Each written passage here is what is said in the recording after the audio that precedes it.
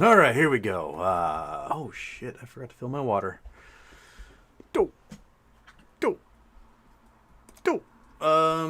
Welcome everybody. Used to be a problem. We are Friday. Woo. I forgot to fill my water, so I may have to get up at some point and refill water. Yeah, we're a little green today. Market's a little red. Jim Cramer thinks that we're at the bottom, which the market proved by dropping even lower today.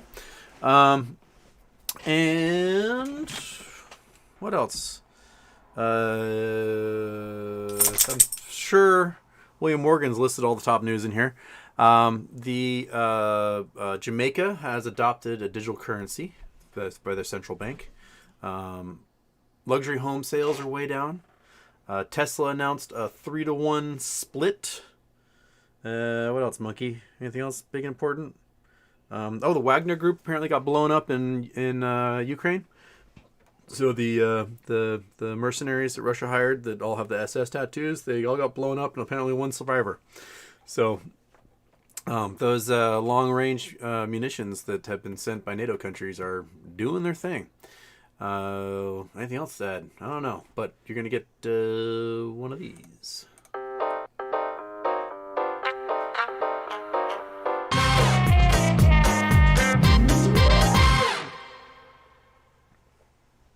And off. Ha! Whole week. So, bones right off the bat asks, I understand the Batman part, but where did the Chalupa part come from? Has from a cat, Chalupa Batman, who actually was sitting here until about 15 seconds before we started the show, and then the dogs chased him away. But Chalupa Batman is named after the child of characters from the TV show The League. So it's about a fantasy football league, and the winner of the league got to name the child, the incoming child, and they named him Chalupa Batman. So he's named after that, because why not? It's a fantastic name. Named by Taco to be Chalupa Batman. Okay, turn off the intro. Got that. Chong. I also hit the record button, which also, man, I've hit the record button 3 times this week, and I still haven't converted them into audio files to put on the Podbean thing. So, I gotta do that. Dirt. Okay. Brandon T. Houston, I hope you're feeling better. I am feeling better. I still have... Each day I work on clearing stuff, and my voice is a bit lower today. Why would the SEC release that commercial mocking retail and meme stocks? I thought the SEC was supposed to be impartial to which securities people invest in. Lol. Yeah, they're just someone stupid at the SEC greenlit that thing, thinking, oh, we're gonna make fun of retail investors, and not realizing that the folks who pick meme stocks are outperforming everybody else right now. So, oops. William Morgan, mortgage rates are the highest they've been in a long time, 5.85%. Yep.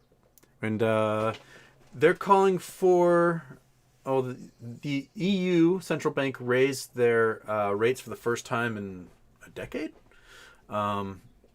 maybe longer. We're expecting a 50 to 100 point bump next Friday, I think, from the Fed. So our basis point bump, we're going to have much higher interest. Inflation was 8.6%, so we are still going crazy in inflation, which is actually much higher than that, since fuel is up 100%. that alone, and the fact that fuel prices are skyrocketing is going to destroy the commercial real estate market even more, because people are outright revolting when they're being asked to go back to work in person. They're like, hell no. A, there's still a pandemic going, and B, I can't afford to pay the fuel costs it costs to come to work. So they're just not doing it. They're finding new work. They're quitting. They're outright revolting. The drive for unionization is the highest it's been in decades. So I think workers are finally fed up with, being told to make do while their same companies are bragging about record profits. Oh, it's inflation. Oh, yeah, I made record profits this year. Oh, we can't afford to pay a raise for you. It's times are tough, but we just made a record profits. But times are tough. That stuff only goes so far. So I'm all for it. Unionize, people. Get out there. You know, you don't owe your job anything more than what they're paying you. And if they aren't willing to pay that much, then you don't owe them that much. First and foremost. Okay. Consumer price index up 8.6%. Gas is up 48. Fuel up 106. Poultry and fish up 13. Milk up 15. Yeah. Coffee up 30. Used cars up 16. No, eggs are up 30. Coffee 15. Used cars 16. Airline fares up 37.8. Real average hourly earnings down 3%. Yeah, Americans lost net worth over the last 2 months. The net worth of the average American went down for the first time since the global financial crisis 14 years ago. We are on the cusp of another global financial crisis. We're going to have the collapse of several economies this summer. And China, I think, is going to experience its first real contraction since opening up to the West in the 1970s. They're going to learn their lesson the hard way, and how they respond to that, I'm not quite sure. Banks in Shanghai have limited people's ability to withdraw cash. There's runs on banks happening in China right now. So we're just kind of waiting, man. Waiting and seeing. And while the market went today, GameStop went up a little bit. So we got a little bit of green, a little bit of that negative beta happening. Oh, I am going to need more water soon. Because I only have like that much. Yeah, clear everything out today. Okay. Bones, I think people need to be warned the possibility that MOAS isn't coming. Only gamble money you can afford to lose. That's always the rule. Only invest what you can afford to lose. That is it. That is the rule. Do not overextend yourself. That's why I don't believe in trading on margin or borrowing money to trade. I don't believe in that at all. The consequences are too great. But I do not believe that MOAS isn't coming. MOAS is coming. They got to balance the books eventually. And we don't know when it's coming at all. We don't know if it's tomorrow, next week, a year from now, 15 years from now. But there is a comeuppance. And that comeuppance is going to be real. It's going to be drastic, and it's going to be huge. And they have to buy our shares. They can't afford not to buy our shares and balance these books. There are thousands upon thousands of stocks that have been heavily naked shorted for the last 30 years. And only now is retail aware of it and doing something about it. And the powers that be can't let that keep going on. They can't let the entire consensus of the investor be that the market is a complete sham. That's not the way you have a successful market in a capitalist society. And they're going to have to do something and regulate this. And that regulation will result in something happening. Whether MOAS will be a negotiated settlement price that's forced on us by the government, or whether it's going to be the actual computers buying whatever's available, we don't know that for sure. But it is coming, man. It is coming. Okay. William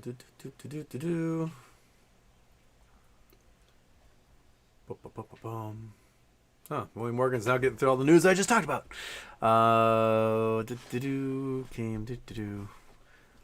McGruff Cakes, Mr. Birthday Houston. What was the book about the De Beers Diamond Company for all the effed up activities that shaped the diamond trade? Oh, what was that book? Crap. I may need to do a quick.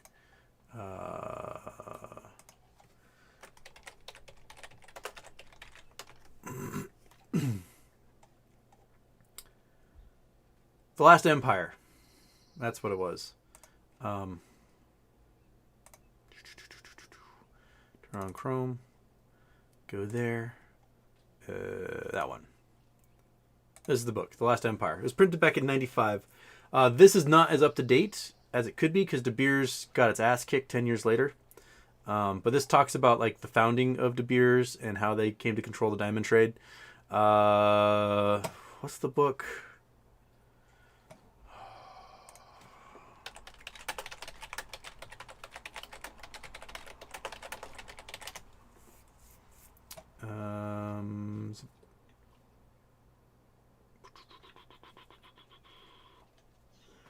Fire into Ice, or is it Barren Lands? Which one was it? Shoot. I can't remember which one it was. I may have to go back and read both of them because I don't remember which one it was. But these are two books about discovering diamonds in Canada. And then it might be in one of these that talks about... No, it won't be this one from 2002. So maybe it was Barren Lands? When Barren Lands come out? Go away. No one wants that.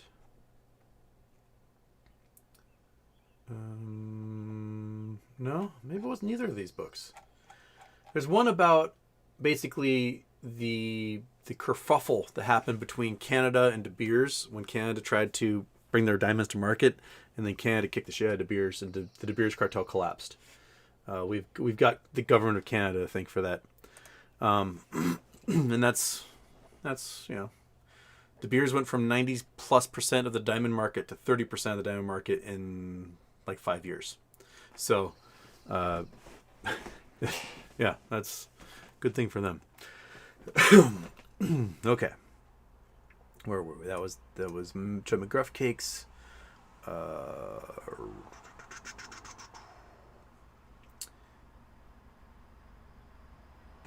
Tesla doing a 3-to-1 split. We chatted about that. Yeah, a lot of loud traffic outside the open window today. Okay. Grape, Houston, what stops Citadel from creating more fake shares for those GME dividends? That's not how shares are created for dividends. You can create shares to sell, but you can't create shares and deposit them in people's accounts. So that's the difference there. And it's not that Citadel creates those shares, it's that Citadel sells shares that don't exist. And when it comes to clearing, when you got to like take the money from one side and the shares from the other and do the swap, there are no shares in the swap. Money goes one way and shares don't go the other way. So then the brokers have to basically borrow from their own clients to make that deal happen. And that's how those synthetics are created. That's what happens when you have those failures to deliver. So Citadel isn't going to be like just creating shares out of thin air and then handing them out as dividends, because that's not how they get created. They get created at the broker level when there's a failure to deliver. And so perhaps there'll be FTDs that the brokers create to put in people's accounts, but those FTDs are still going to have to come from somewhere. From whoever made that sale and didn't deliver originally is now going to owe on 8 shares rather than 1. Prontal, the fact that on every one of your recent episodes someone says Moas is not coming is reason enough for me to believe Moas is coming. Thanks, Houston. Yeah, there's a lot of FUD out there. Here's the thing. GameStop is still $130 a share. It's not $2 a share. Remember, they shorted it by 1 billion or more shares when it was like $5 a share and lower. So they are underwater $125 on 1 billion shares and whatever else happened since then. Right? These hedge funds are hemorrhaging. Every single day we have a story about a hedge fund that's lost 40% this year. None of these folks are in good shape. Citadel isn't in good shape. Hedge funds aren't in good shape. Banks aren't in good shape. Brokerages aren't in good shape. Index funds aren't in good shape. No one is doing well. They're all going to implode. And when they do, they owe us. Their bet, with the money they borrowed to make all those plays that they're losing on, was to attack us and what we own. So, they're going down. And we're going to get rich. That's the play. We know we got them. And they know we got them. So yeah, it's happening, man. It's happening. Okay.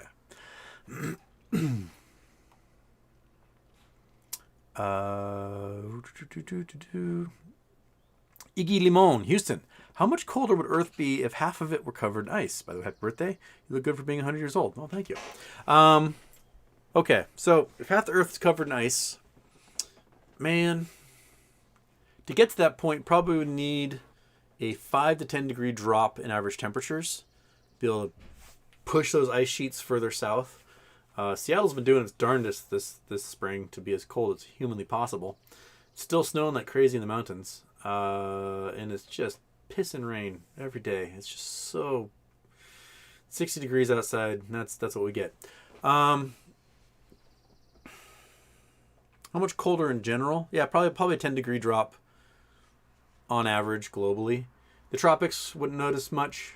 At altitude, places like Mauna Kea in Hawaii would have glaciers forming if there's a 10 degree drop, which they have in the past. There's evidence of ancient glaciers on Hawaiian volcanoes at high altitudes, but they're high altitude, so it snows there anyway. But when you get a bunch of ice like that forming, you also get lots of reflective light. So light comes from the sun, bounces off that snow, goes right back to space. And so it ends up becoming a cooling factor in its own right, keeping things cooler. Oh crap. It already reset on me. And where was... That's the beers question. That's the ice question. Okay. Oi, Houston, heard about the new potential price divvy for Sears by Eric Moore? What? No.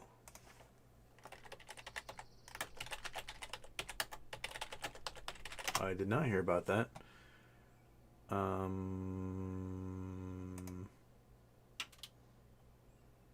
When was this? That's 2016, so no, that's definitely not it. News. Sears stock being swapped by investors. That's September. Nothing new coming up with Sears.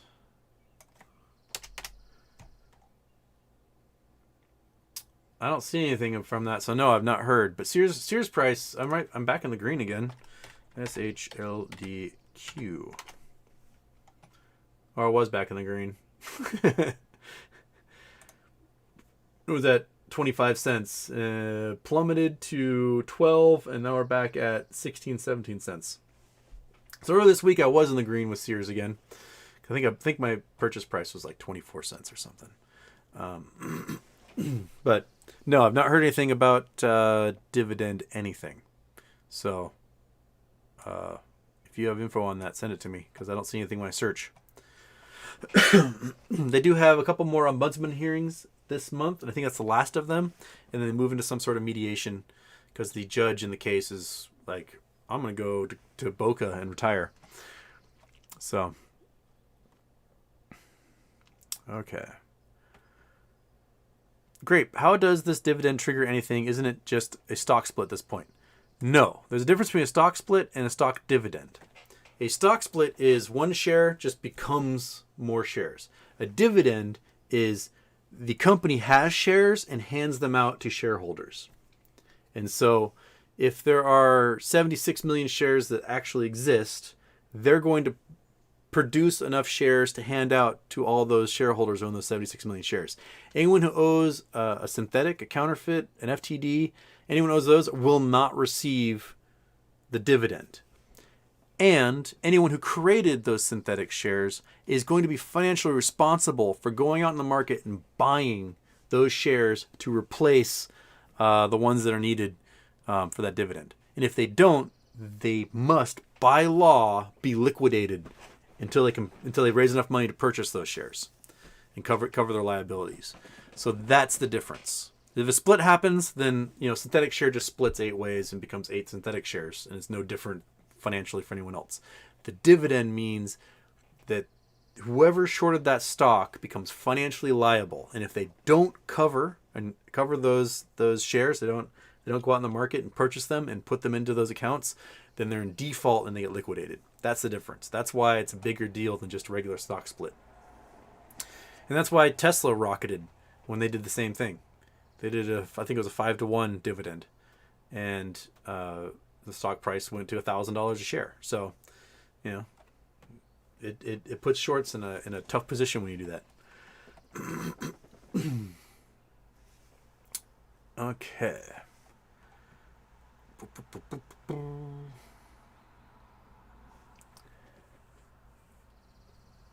Riva Swine, hopefully Azov gets destroyed too. Azov already got destroyed. They don't exist anymore. They're gone. They're done. Alexander Productions, Houston, I love to retweet about how the Kyiv City Council rescinded its decree founding Moscow in 1147. Yeah. So the Archduke of Kyiv founded Moscow in 1147, and the city council just rescinded that founding, saying that Moscow no longer exists, which I thought was pretty hilarious.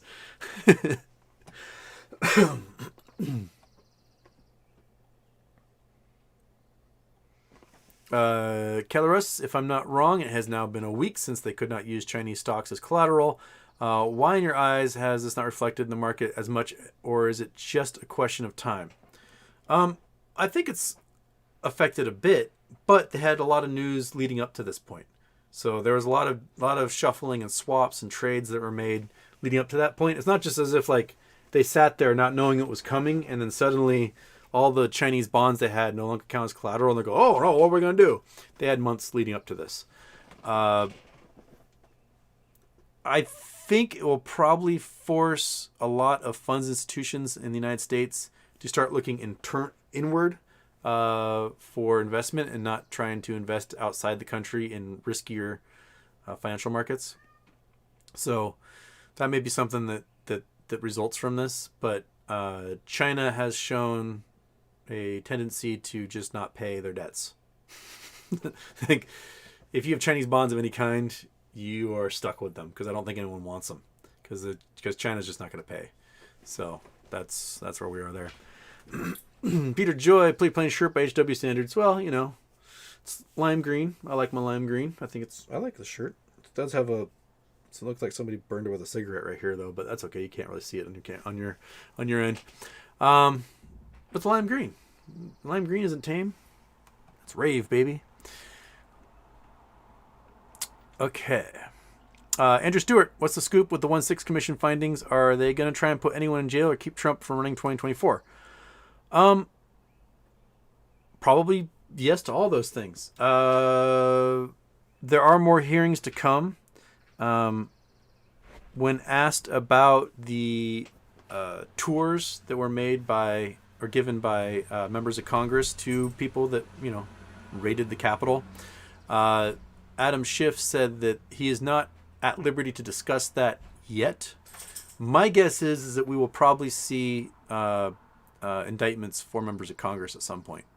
There's certain members of Congress who are definitely involved in this. And the revelation that those members of Congress were seeking pardons from the Trump administration over 1-6 desperately kind of spells exactly how much involvement they had there. They did a pretty good job showing that it was a violent insurrection, and that, you know, those people were not invited there. They were not supposed to be there, and their intent was to kill. If they'd gotten their hands on any members of the Democratic Party, those people would have died. And the fact, like, the argument right now is that, well, they didn't actually manage to get anybody and kill them, so no crime committed. That's not true.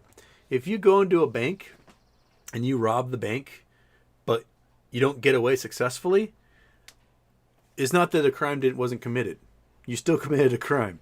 If you are bashing in the windows of the government building and climbing through that window and attacking members of law enforcement trying to protect that building, it's not like you didn't commit a crime. You just didn't successfully overthrow the government. It was a failed coup. Okay. You're still going to get prosecuted for that. You're still going to go to jail for your failed coup. Just because it wasn't successful, you don't get a do-over. So that's why, you know, the gubernatorial candidate in Michigan was arrested yesterday and charged with 4 counts because it was a failed coup. He committed a bunch of crimes. And, you know, they need to get that stuff on record. They can't have these people, they're running for school board, they're running for Congress, they're running for governor in places. So I think the FBI and other law enforcement agencies are going to be doing their darndest to ensure that those people, their names are at least attached to these indictments before voters have a chance to elect them. So there you go. That's what we're looking at there.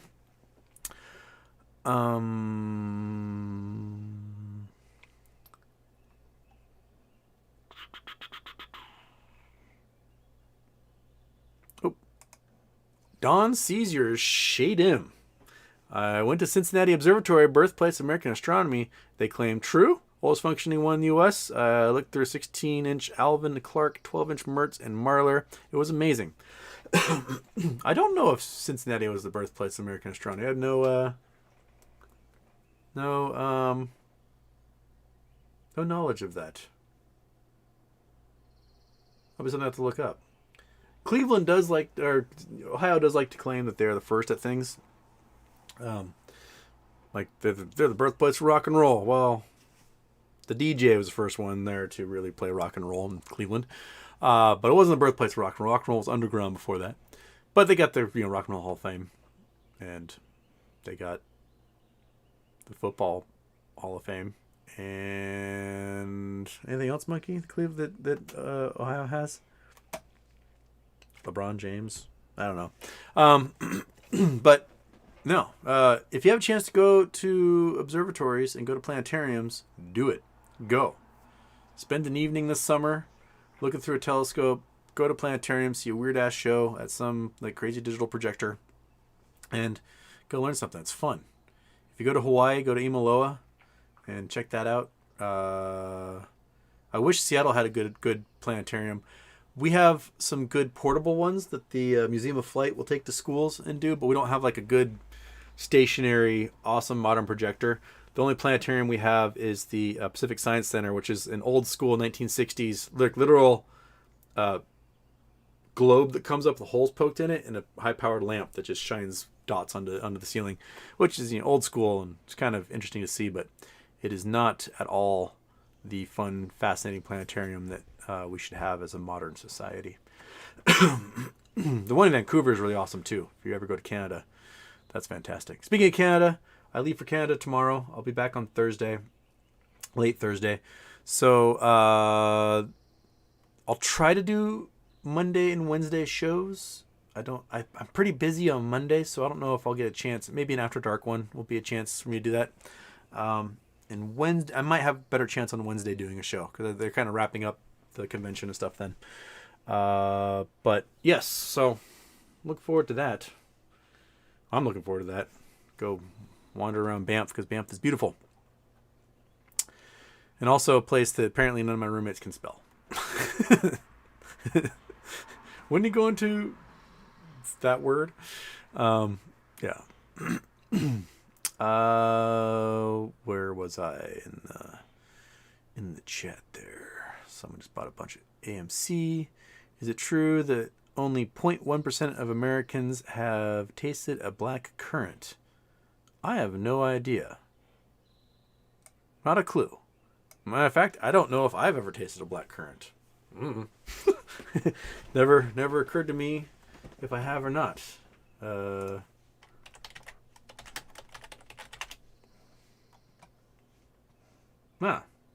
It looks like a berry.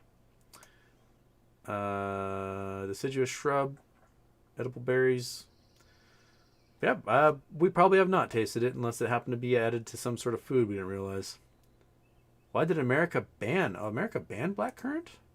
The federal government had banned the growing of black and red currants in 1911 when the burgeoning logging industry put pressure on lawmakers to limit the currant because they were thought to be an intermediate host of white pine blister rust. Ah, so that's why you've never tasted them, because they aren't allowed to grow here. There you go. There you go. So it's been against the law for 111 years in the United States for black currants to exist. So there you go. That's why. So I probably never tasted one unless I happen to have one in Europe I didn't know about.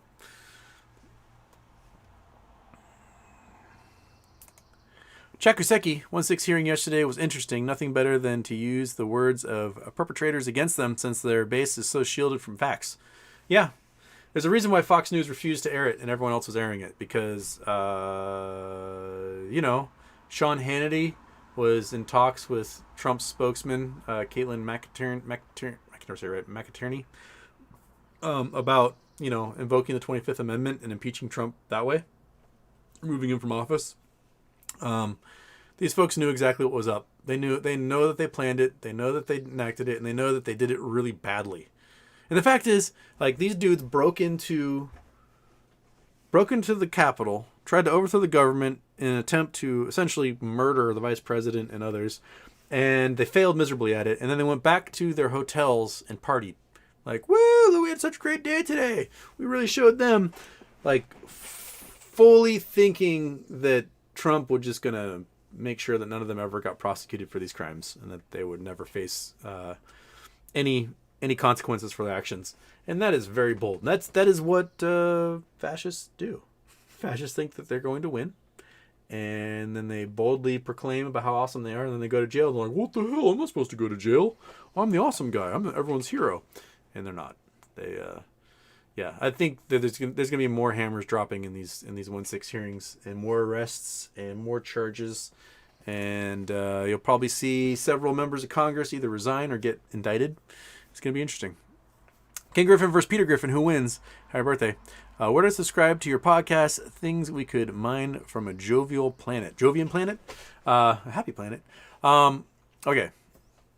In a fist fight, Peter Griffin, hands down, would kick the shit out of Ken Griffin.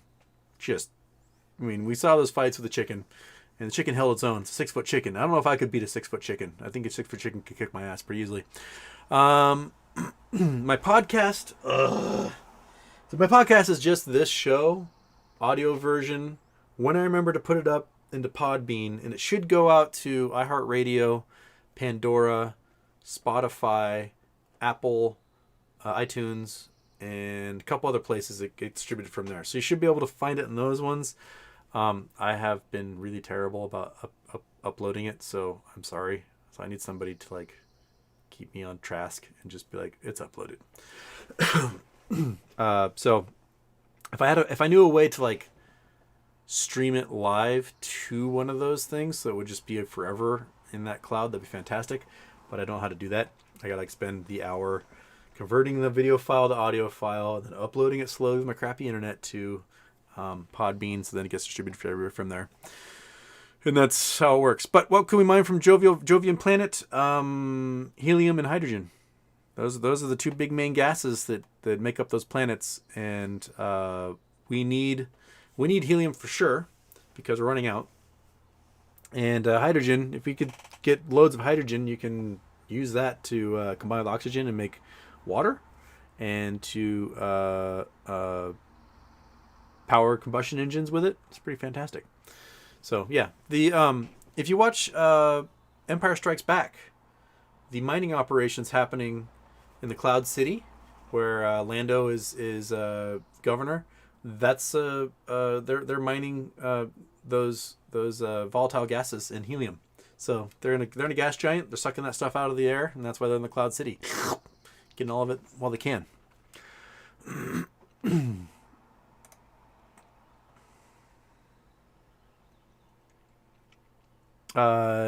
Tamis Lushi, Houston, can you believe the Fed says they need to push down wages to combat inflation? Why does the little guy always get boned? Because the little guy doesn't make the rules. That's why. The little guy doesn't make the rules, and the Fed doesn't represent the little guy. The Fed represents banks, and banks need the little guy to stop trying to buy stuff so that inflation drops. And that's the way it is. I don't think they need to drop wages. I think they need to drop prices of things. That's how you combat inflation. It's drop prices of things. There was a bill in both the House and the Senate to essentially restrict the ability of oil companies to gouge people for fuel, do price gouging for fuel. And guess which party voted against that bill? I'll let you take one guess. And now that same party, you got guys like Matt Gaetz, saying oil prices and gasoline prices, look at this administration, when he literally voted against reducing the price of fuel. The oil companies are making obscene amounts of money. ExxonMobil is making the highest profits ever made. Profits for oil companies in general up 300% this quarter alone.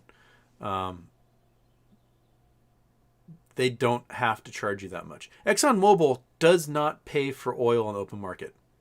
So when fuel prices or oil prices are $120 a barrel, they're not paying $120 a barrel. They're a vertically integrated company. They have the oil fields. They own the refineries. They own the ships that transport it all. They own the pipelines. They own the gas stations. They are not anywhere in there being faced with dealing with the cost of oil. They are just straight profit machines when that happens. So they're not trading oil in the open market. They're just refining it, selling it, and making a boatload off of it. And when oil is $120 a barrel, gasoline should be $3.50, $4 a gallon. So we're getting gouged at least $1 or more on gasoline, which is just straight profit for all the oil companies. They're evil. That's what they are. They're just evil groups of people making money off the oil, and just accept that, I guess. Okay.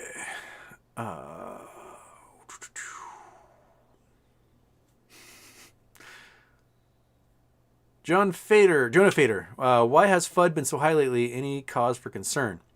Because FUD's cheaper than actually closing positions. That's why. Spreading that fear, uncertainty, and doubt across the board. People get, they get bored. They've been sitting here waiting for their payday, and they're just like, it's not coming, it's never going to come because it hasn't come yet. We as in retail investors, we don't have the power to affect like instantaneous change. We just don't. We've got one thing we can do, which is buy and hold. And buying and holding has a third unwritten rule, which is wait. You buy, you hold, you wait.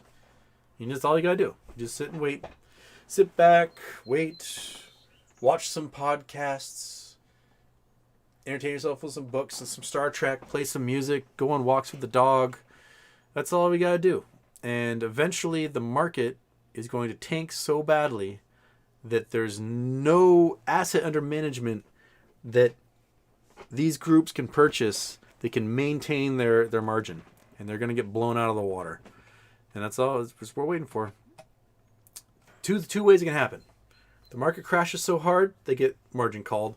Or the value of the stocks they shorted get so great that they get margin called. Either way, we win. Either a market crash can cause the MOAS, or the MOAS can cause a market crash. 50-50 chance at this point, one way or the other. So we just sit back and wait, and trust that the board at GME is going to do what they can to nudge it in our direction, because I think they're genuinely doing that. And we just sit back and wait, man.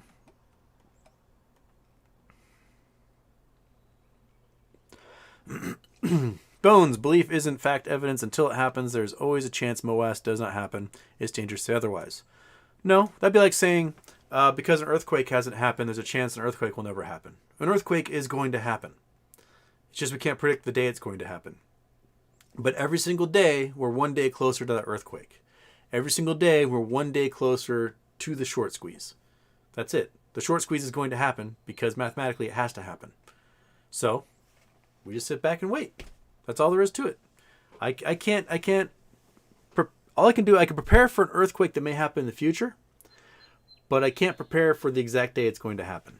I can put the dry goods. I can get the emergency kit. I can have the shovel and the off switch for the gas and the water, but I don't know what day it's going to happen. All I can do is just be prepared for when it does happen. So no, MOAS is coming. And it's going to happen eventually, but we just don't know the exact day it's going to happen. That's the reality of it. To say it won't happen, I think is completely disingenuous.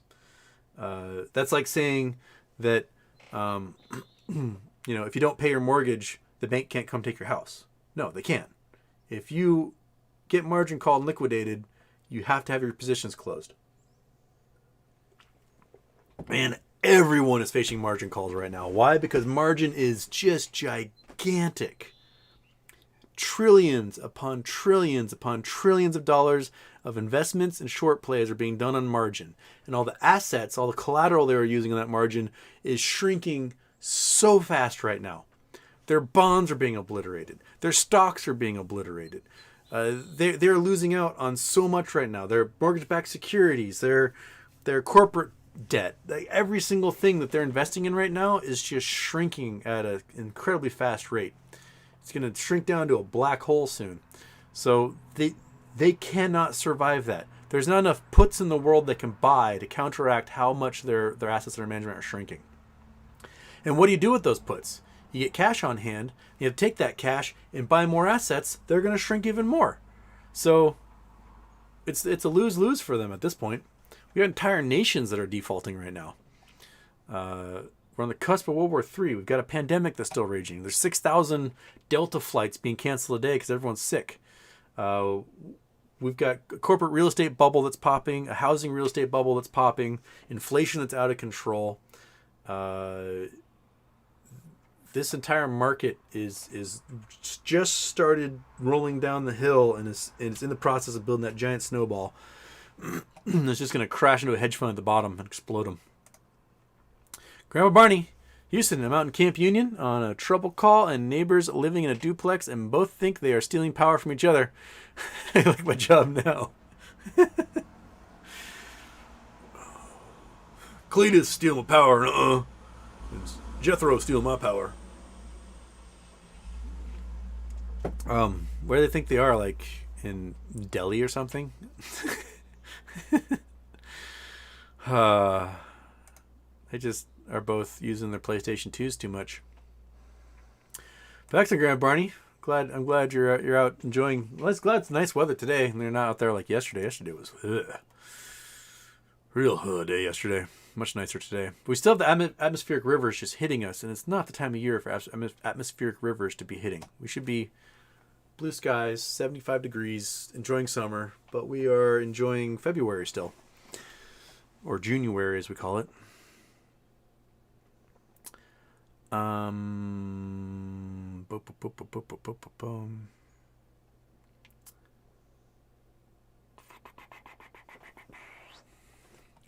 Meagle, please no more AntiFa apologetics today. Meagle, suck a fat one. Again, if you didn't realize last time, if you aren't anti-fascist, you are a fascist. So everyone who's against Nazis is anti-fascist. So Meagle, if you are against Nazis, guess what? Welcome to the anti-fascist movement. If you are not against Nazis, then fuck you. Don't listen to my show. Because I will shit on Nazis all day long because that's what they deserve. And anyone who thinks that they're being cool or hip or with it by being pro-Nazi is a piece of crap, and I don't want you to listen to my show. You can just log off right now and piss off. I don't care. Go away. Okay.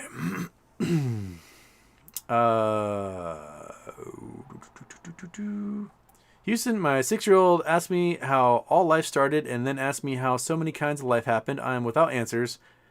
Help. Please, happy birthday. Well, Chad Clifford. We don't know exactly how life started, but there are hypotheses. The initial hypothesis we're working off of is what is being demonstrated in the Miller-Urey experiment right now. This is 1950s. Basically, we have the ingredients for life. We've got amino acids, we've got carbon, we've got nitrogen, we've got water, we've got electricity, we've got all these things that happen in early, Earth when there's like boiling oceans and crazy storms and lightning bolts and whatnot. That these amino acids form, which we've proven in the Miller-Urey experiment, they can just form, or they can come from outer space even. Even gas clouds in outer space have amino acids, and comets have amino acids. Those are the building blocks for life. But how it goes from amino acids to a DNA or RNA structure, we have not quite seen yet. So the Miller-Urey experiment is basically there's a vacuum chamber ball, That's not vacuum chamber. Sealed, it's hermetically sealed, and it's got all the basic building blocks: your hydrogen, water, carbon, electricity, nitrogen, and it's just zapping away, zap, zap, zap, zap, zap, zap, and in no time, amino acid slime formed in the jar. It's been going on for 50 years. They're waiting for that amino acid slime, which you can eat that amino acid slime and get energy out of it.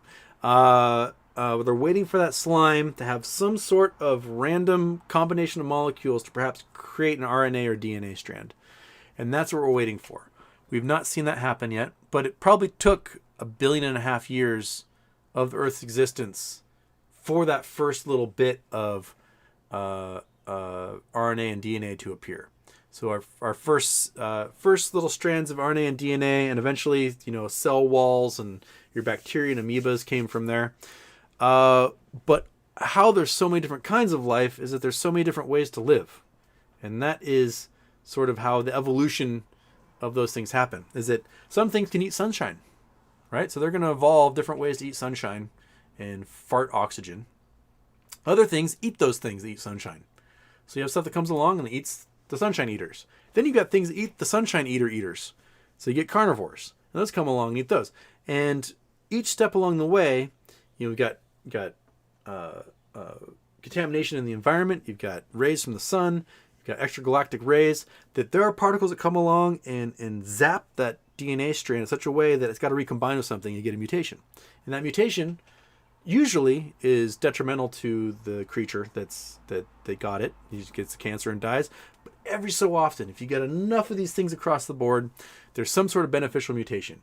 Whether it's a bird beak that's stronger so it can crack nuts, and that bird eats better than other birds and is able to mate and make stronger birds with stronger beaks, or it could be that there's a long tongue mutation, and that long tongue is able to get grubs out of wood, or a tail on a bacteria that can spin and make the bacteria move and get to new nutrient sources. There are certain benefits that can happen that can make something succeed better in its environment and pass on those traits. And that is the evolutionary driver for why there's so many different kinds of life, because so many different things evolved in weird environments to take advantage of what's around them. The notion presented by Wallace and Darwin, they both kind of came up with evolution about the same time. Wallace in Indonesia and Darwin in the Galapagos Islands, was that when things get introduced to an environment, they'll take over a niche if there's nothing else there to compete with them. So you have all these finches that ended up in the Galapagos, and some of them are bloodsuckers, some of them eat bugs, some of them crack nuts. And they start to take over roles that parrots or crows or seagulls or these other birds would take on because there's nothing else to compete with them. And the evolutionary drivers made the ones that were more adept to succeeding in those areas to procreate more and pass on their genes. The same thing can happen when you get weird things like the trees in the Galapagos come from things that will be shrubs on the mainland. But because there were no trees in the Galapagos, these things are like, well, hey, I can grow to be a tree right now. There's nothing to stop me from doing that. So they grew to be trees. The dodos that were on Mauritius, they all got hunted to extinction. Those were pigeons that washed up on shore. And those pigeons were like, well, there's no predators. I don't need to fly anymore. I can just walk around and pick stuff off the ground because there's food aplenty here. And they grew up to be 50-pound flightless pigeons. Because if you don't need to fly anywhere because nothing's trying to eat you, you can just walk around and get whatever you want. So there's lots of evolutionary drivers for that stuff. And that's why you get so many different kinds of life. So hopefully you can explain that sort of to your 6-year-old in a more concise manner than I just did. But life finds a way, man. Just like Malcolm and Dr. Malcolm said in Jurassic Park. Life finds a way.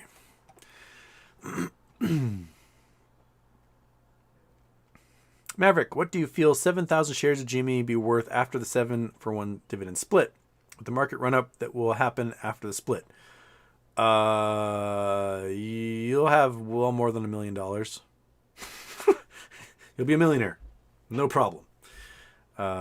You'll be just fine. You have nothing to worry about, Maverick. You're in much better shape than most of the people in this chat right now, regardless of what happens. Okay.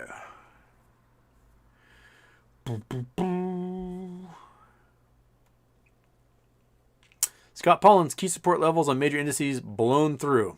I think you're right. Yes. Javi A. Houston, if this is a scam, I made puts on Snap, made 40% gains this week, and saw Apple drop and bought 140 calls for next week. I feel like I'm playing the game until MOAS, holding GME. Good luck. I don't know if Apple and others have bottomed out yet. I think the NASDAQ still has a ways to go. But, you know, they'll get the dead cat bounces in there on its way down. So hopefully, you make out like a bandit. I wish I'd gotten Snap puts back when it dropped really hard last month. That would have been the play, but I was not paying attention.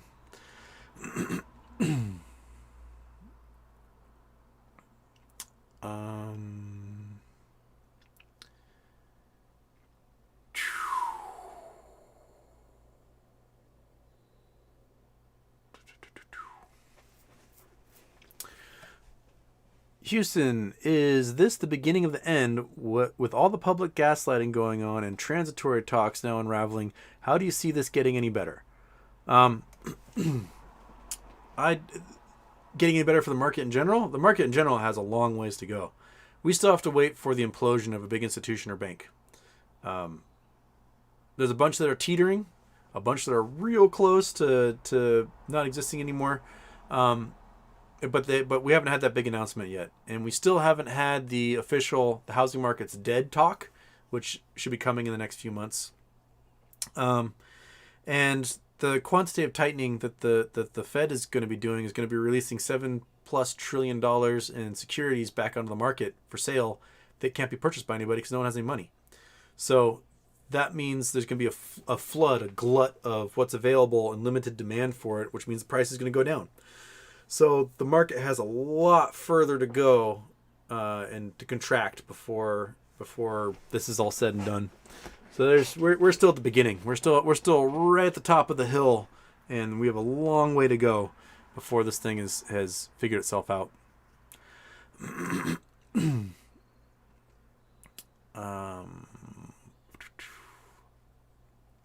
Louis Morgan, MOAS must happen. They must clear markets of synthetics before CAT starts Q4. Yeah, probably. Houston, about to eat a chicken fall. Heard of this dish? Hottest curry going, and I love them.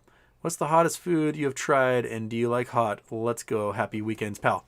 I used to like spicy stuff, but sometime in the last 2 years, my gut just can't handle it anymore.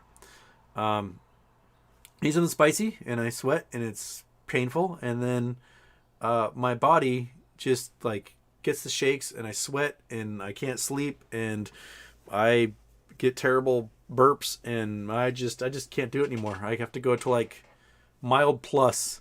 It's my limit now if I want to be able to sleep for the next couple of days. The spiciest thing I've ever had, there was a barbecue pork sandwich at, was it the Beacon Hill Pub? Somewhere in Seattle. That I was warned it was really spicy. The server was like, this, I don't know if I've ever had anything spicier than this, than the barbecue sauce in the sandwich. And I was like, yeah, whatever. I ate it in tears. And so I was like, I'll pay for it. I asked for basically a giant soup bowl full of sour cream. And I would just take a spoonful of that, eat the sandwich. Take a spoonful of that. That's the only way I made it through the sandwich. And I was sweating the entire time. There was a place in Portland when I was going to school called Salvador Molly's. I have no idea if they still exist. But they had Salvador Molly's Flaming Balls. And Salvador Molly's Flaming Balls, your placemat was the release form to order the Salvador Molly's Flaming Balls. And if you could eat 5 of them, you got to eat there free for life, and no one could ever do the 5 of them. But essentially they would take military grade pepper spray, and that was the ingredients. They on the release form, that placemat, it would tell you how hot this thing was. And it was each Salvador Molly's Flaming Ball is so hot, it's going to take 210 dump truck loads of sour cream to neutralize this ball. And then they get the drunk college kids to be like, yeah, I can do it, bro, no problem. And they get their flaming balls.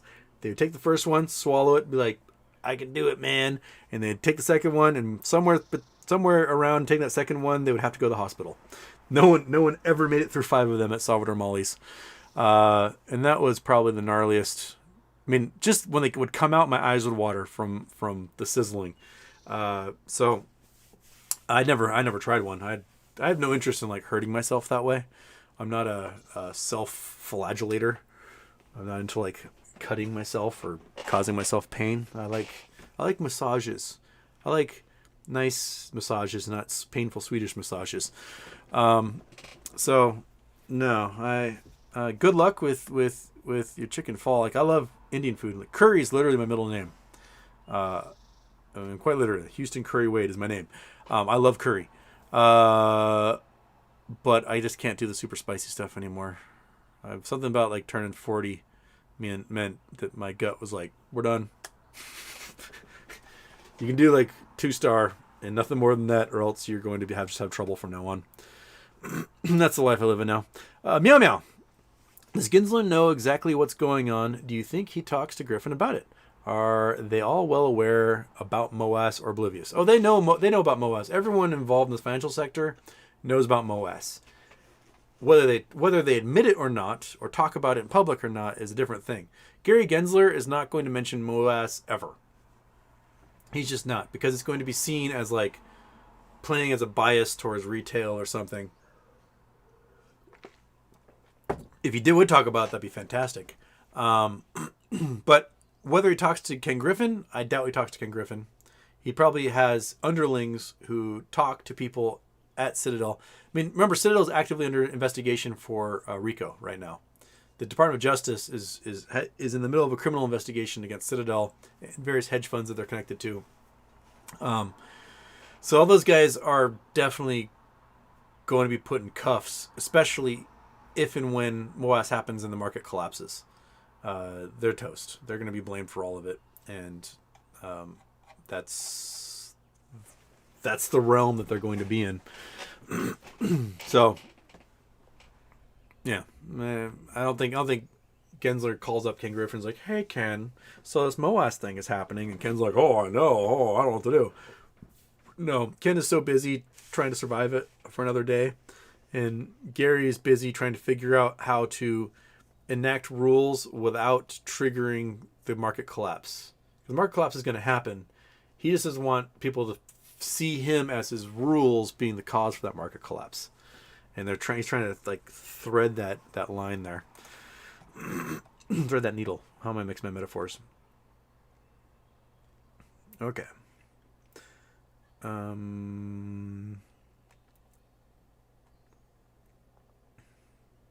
Michael Harrow. Houston, a woman was awarded a $5.2 million settlement against Geico because she got a sexually transmitted disease in her partner's covered car.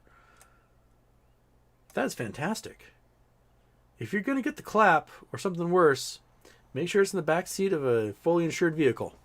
Do not have sex with uninsured drivers. That's the rule. Before you go on a date with someone, be like, "Hey, open up your glove box. I want to see your insurance card." And then it's on. I like that. Michael. I like the fact that happened, and that's brilliant. And I'm glad that people at Geico are paying premiums to cover that woman's $5.2 million settlement. Awesome. Fantastic. Best news I've heard all week.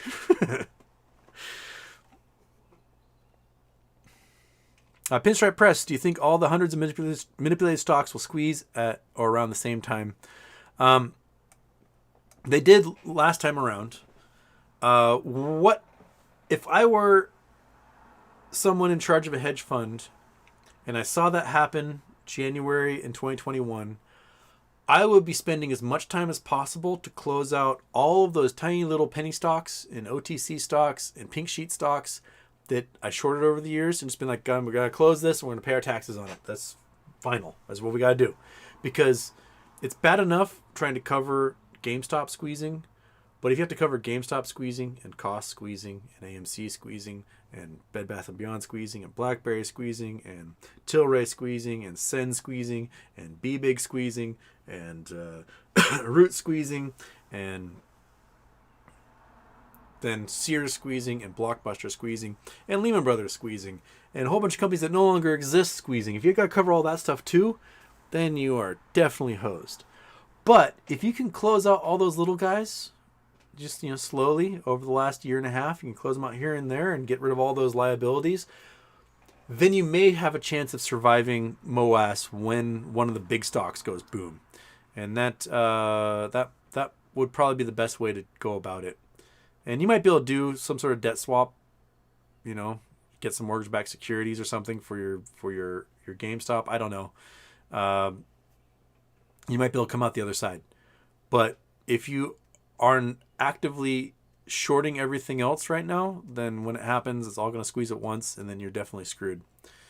So, but when they've got to close, when they get liquidated, they have to close their liabilities, they have to close their short positions. And if they got short positions in 100 different companies, they have to buy stock in 100 different companies to close those positions. So that will definitely result in just a squeeze in general across the board for all those shorted stocks. It'll be like happy birthday to 100 stocks that have been just hammered by hedge funds for the last 30 years.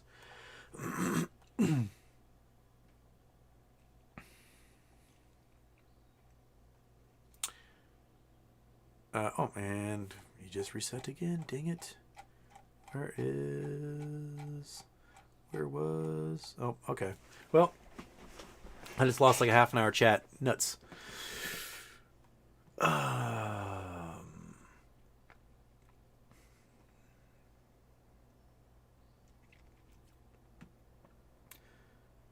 This is America, we eat blueberries. Okay.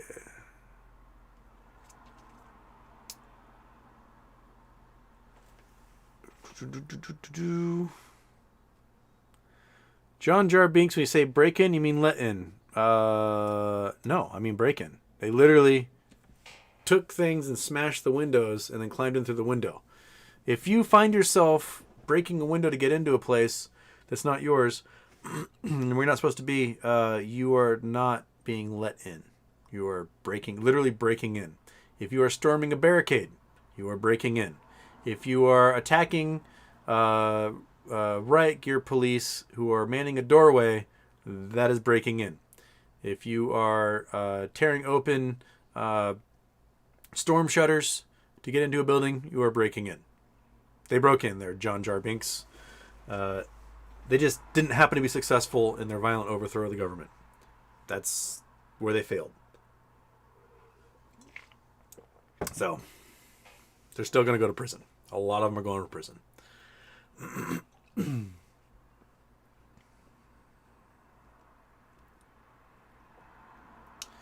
Anthony Wilson, guess we'll see what happens to our country in 5 months. Lol, Dems always think there are no consequences. What the fuck are you even talking about there, Anthony? Dems think there are no consequences. The people who are currently running an investigation trying to indict those responsible think there are no consequences. No consequences. They tried to impeach the president, but the president's own party refused to convict with a supermajority. Therefore, the president did not get busted for the crimes he committed. And yet the Dems think there are no consequences. Got any other Orwellian doublespeak you'd like to throw out here for the party there, Anthony Wilson? Because it seems like you got a bunch of it. And what's the consequence? What's the consequence? President Trump is the only president in U.S. history to never have an approval rating above 50%. He lost the popular vote in his first election by 3 million votes. A president who would never had the approval of the majority of the American people then lost a second election. Oh my gosh. Oh, how dare they not let him be president after he lost by millions upon millions upon millions of votes, because he was the most unpopular president we've ever had in American history. He never had a positive approval rating. Ever. Not once. By any of the population did he have an approval rating above 50%. No president has ever had that happen before. None. Except maybe Andrew Johnson, but there weren't polls done back then. Andrew Johnson didn't win an election. But Yeah, Donald Trump is garbage. He's a garbage human being. He's a terrible person. He's a proto-fascist. He is a con man, a grifter, and he's a bad person. And he should be in prison for multiple reasons.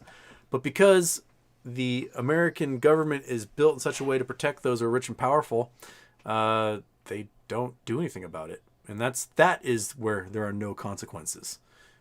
That's where it happens. Because Republicans never hold their own responsible. They don't. When a Republican gets busted for gnarly crime, all the party does is rally around them. Matt Gaetz rapes children. He got busted paying children for sex. And what do the Republicans do? Put other blinders on. Let him show up and keep them to stay in those committee hearings and be members of the committee, and they don't do anything about it. And they just will be like, QAnon. When Matt Gaetz is literally a child rapist. Matt Gaetz, you're a child rapist. That's what you do. You're a sick fuck and you're a child rapist. But your entire party doesn't care. Why? Because they're all in on it. That's why. And so that's the difference. If a Democrat gets busted for it, Anthony Weiner gets busted for it, the Democrats throw them out. It's like, you get out of here. We want nothing to do with you. You go to jail, and that's where you belong. Republicans do the same thing. Republicans are like, that's fine. We're going to try and make you governor of Alabama.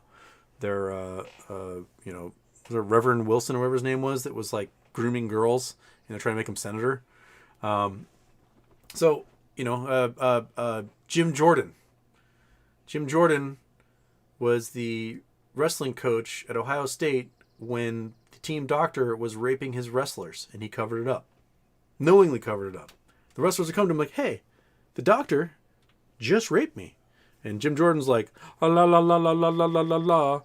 Why? Because that's who they are. And people are gonna rally around them and ignore the disgusting, rampant crimes they commit. And that, Anthony Wilson, is Republicans knowing that they won't face consequences. Because they never seem to face the consequences. And when they do face the consequences, someone like Bush comes along and pardons them. Or George H.W. Bush pardons them. All those guys in the Iran-Contra affair, they're committing tons of crimes, they all got pardoned on Christmas Eve before George H.W. Bush left office. Merry Christmas. Now you can't testify against me. We'll pardon Paul Manafort. We'll pardon Dinesh D'Souza. We'll pardon all these guys who commit these crimes. And why? Because they're our bros. They're our cronies. And that's what we do. So that is Republicans knowing that there are no consequences for their actions. Because someone's going to come along and make sure that they are golden children and never get touched for it. And that's it. And Matt Gaetz, you're a child rapist. There you go. All right. How's that for a mini rant?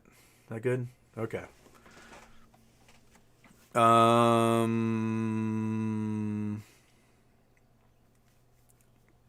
Pinstripe press. When the January 6th committee concludes and it's all big nothing burger, will you then admit you're wrong? It's not a big nothing burger. But that doesn't change the fact that people in power generally don't face the consequences they should for when they violate laws and do harm to our nation. That being said, there's still lots of people going to prison for it. Lots and lots of people going to prison for it. And that's a big reality. And if you're making excuses for those who stormed the Capitol on January 6th, you're making excuses for literal white supremacists and Nazis.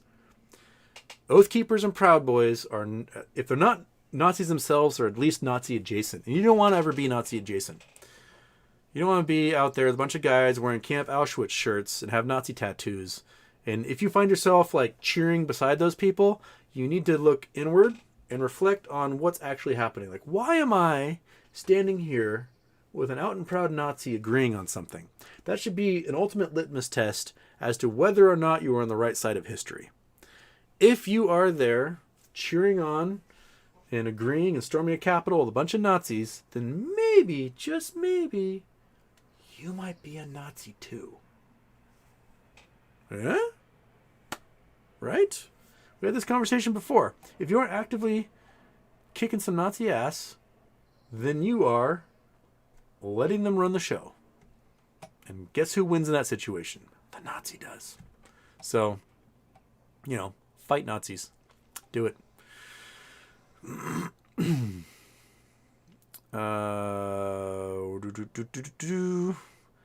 Max Gacciola? Gazziola? I don't know how to pronounce that X in there. We had 4 record days on the reverse repos, 1.4 trillion today, 4 days in a row. They are bleeding since the new liquidity rules from Chinese stock. They are getting hammered. Very possible. We crossed 2 trillion a couple of times with reverse repos. The reverse repos are going to come to an end at some point and it probably won't be until the banks need that cash to cover their asses. Until then, they want to make sure that cash is being held by the Federal Reserve. And so they're doing those nightly repos, the reverse repos, to make sure the banks aren't like lending that cash out, spending it on stocks or anything else, because they're going to need that cash liquidity when the shit hits the fan, and they got to start covering losses. So that's why the reverse repos, I think, are so huge, and they're still ongoing, because the Federal Reserve does not trust the banks with that cash. And they're kind of doing that battle. Anything important? Oh, I'll have to message my dad back when the show is over. Okay.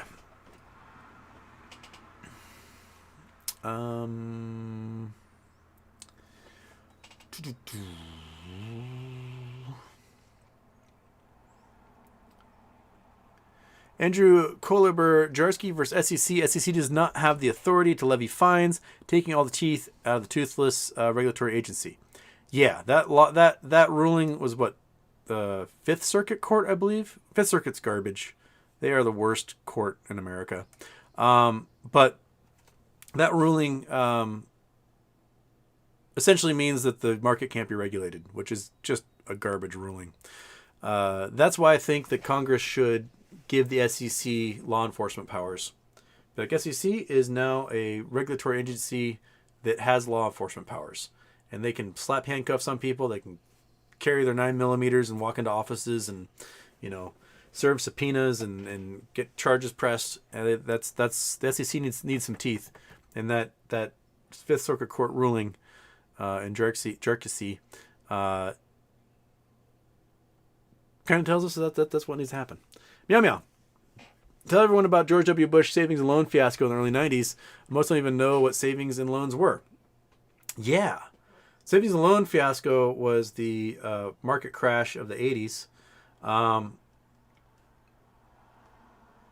So George, what was it? No, it was his brother. George W. Bush's brother. I can't remember which brother it was. His savings and loan went under, and they lost $1 billion or whatever, which is a lot of money back in the 80s. George W. Bush himself was running a failing petroleum company, Aloha Petroleum, which was a Hawaiian gas company. But savings and loan scandals, essentially, savings and loans, you people give you money like a bank, and then you lend that money out and you make your profit off of the interest. That's how it works. The savings and loan scandals they were doing more than just lending out the money, and when the market took a hit, everyone's money disappeared. Oops. So, yeah. You got to read up on that stuff. That's a long one. That's as far as I'm going to go into that without doing further rants. Okay.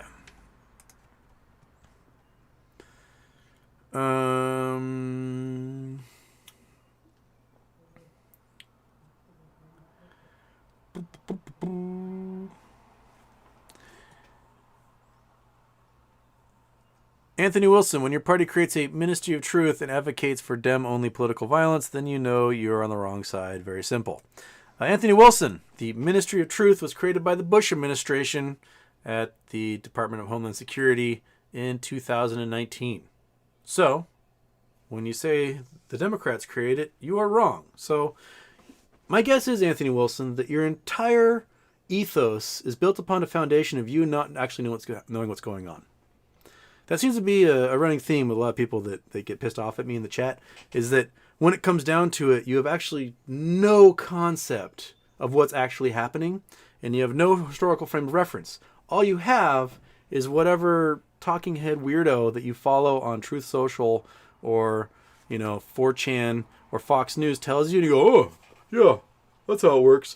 When incredulity and cynicism and skepticism should take place when that talking head tells you something. Why? Because that talking head is wrong like 95% of the time.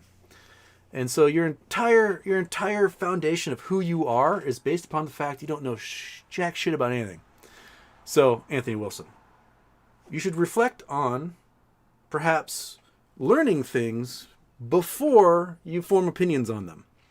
That would be my advice to you, because it would seem that specifically you have no idea what you're talking about, and all you do is you just are a mouthpiece for those that produce disinformation. And you should be better than that. You should be a better human being than someone who just openly outright lies for others, because it reflects poorly on you and it reflects poorly on us as a nation. And it reflects poorly on whatever political ideals you're trying to represent in that case. So don't be a lying piece of crap who doesn't know anything. Be better than that. Go read a newspaper, read a book, learn about some history, and don't be a mouthpiece for degenerate losers. That's my opinion right there. So you guys want your Friday rants? I'm coming for it. You're going to get it. So Anthony, be a better person. That's my advice. And perhaps your ethos will change as soon as you actually learn about the fundamental truths that surround why you believe what you believe. Okay. All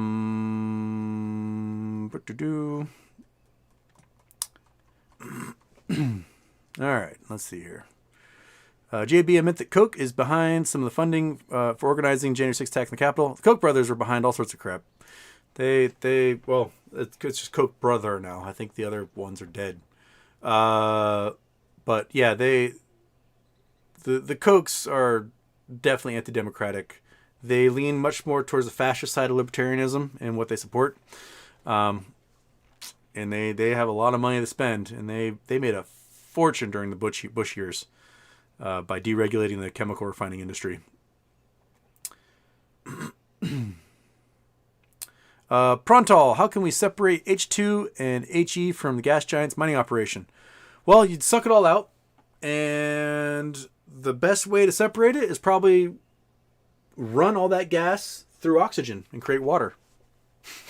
So you can just pump it all into gas tanks. You can also spin it out, because if you create a calm enough environment, the H2 and the helium will separate out according to their densities.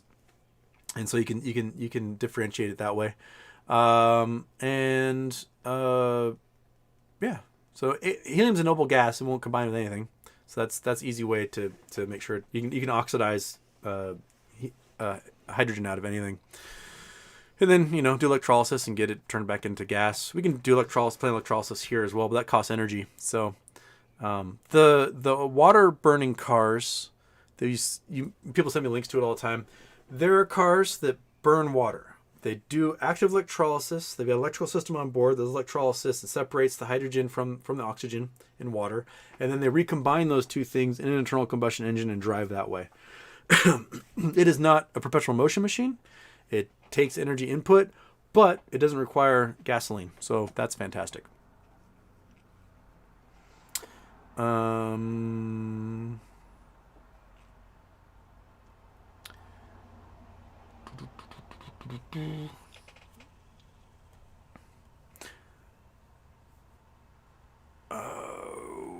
Flight Guy 99, James Webb Telescope hit by micrometeoroid. Yeah, it may have knocked out an entire section of Mir.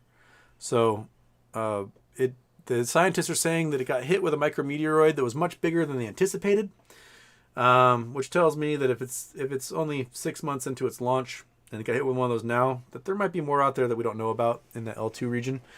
But if you get hit with a grain of dust at 100,000 miles an hour, it's going to leave a mark. I don't care what you are.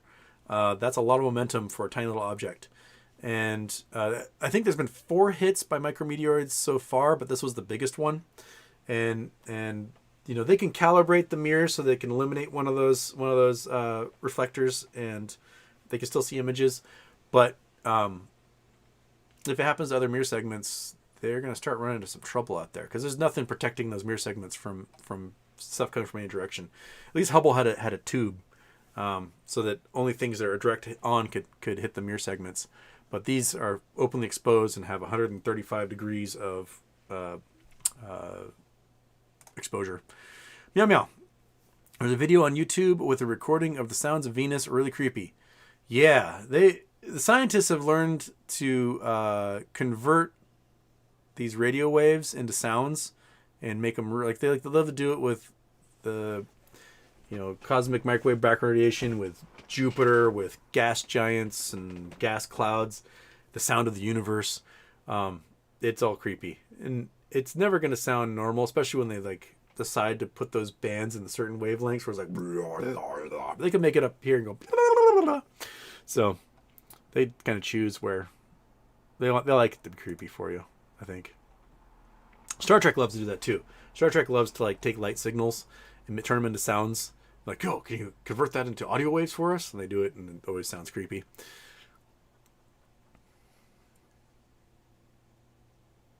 Okay.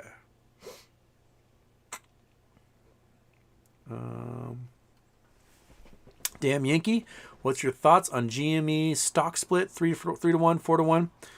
I think a 7-1 is probably the most likely, simply because that's what people have been chanting, 7 for 1 for friggin' year and a half now.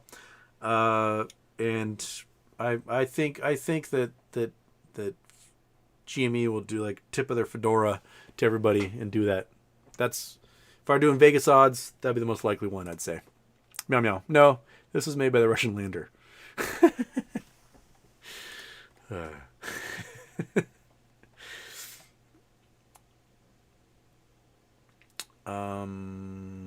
Doggone John, how many days left for GME to be vocal about the split?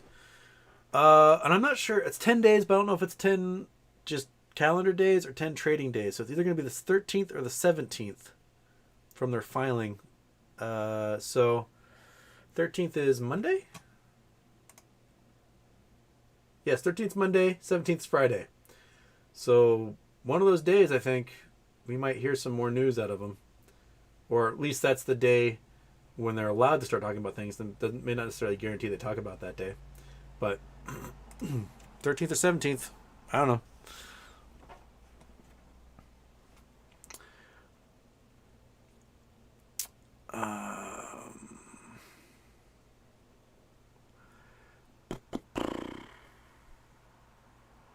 BW Brand, Elon gets off when his tweets give false hope and blue ball. Millions false hope and blue balls. I think so. Elon doesn't necessarily put his money where his mouth is sometimes.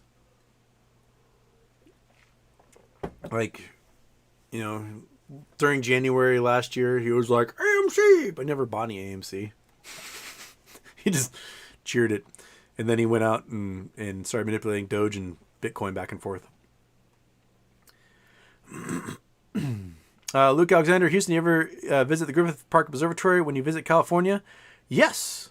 Wasn't too far from where my sister was living, so I went up there quite a bit. Monkey Butt's been there several times also. And there's also a cool hike. I can't remember.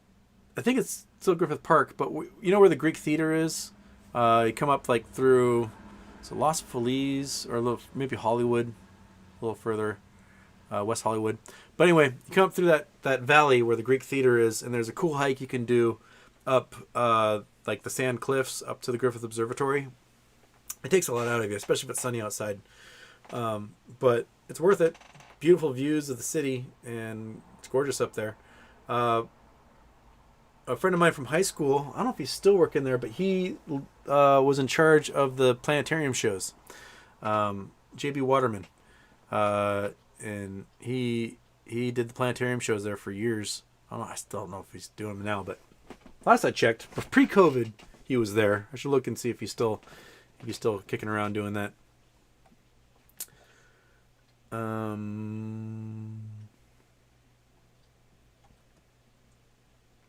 William Morgan, lawyers are investigating Meta Platforms. Meta outgoing operations chief Sheryl Sandberg's use of company resources over several years, the Wall Street Journal reports. I mean, they should. Meta should be investigated for 1,000 different things right now. That probably just should be one of them. Right, Monkey? Right. Yeah, you agree. She just nodded. She went, yes. You guys talking about the birds in the background of the stream? Yeah. There's I don't know which bird it is that does the... It just does it all day long and it does not stop. It's just constant. And now it's peeing rain, so it's not tweeting right now.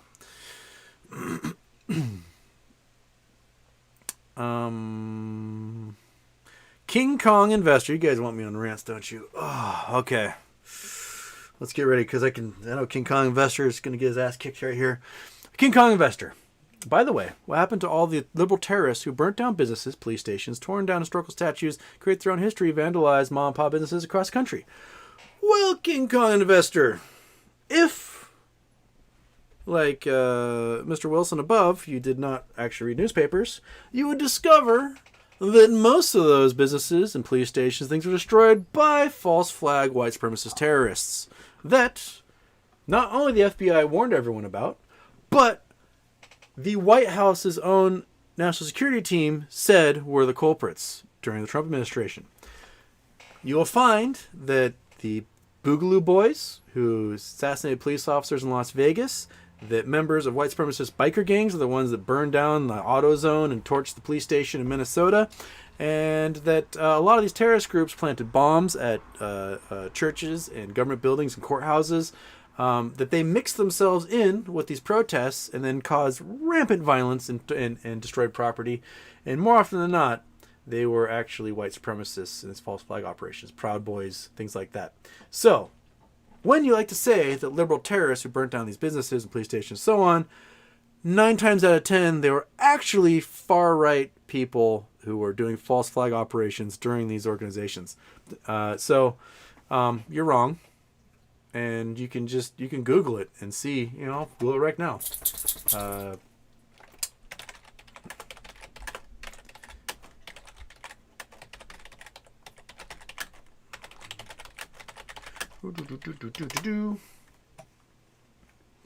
Okay, here's the Intercept.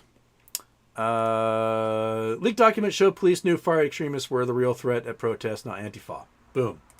Trump security chief acknowledges role of white supremacist extremists in U.S. urban violence. Boom.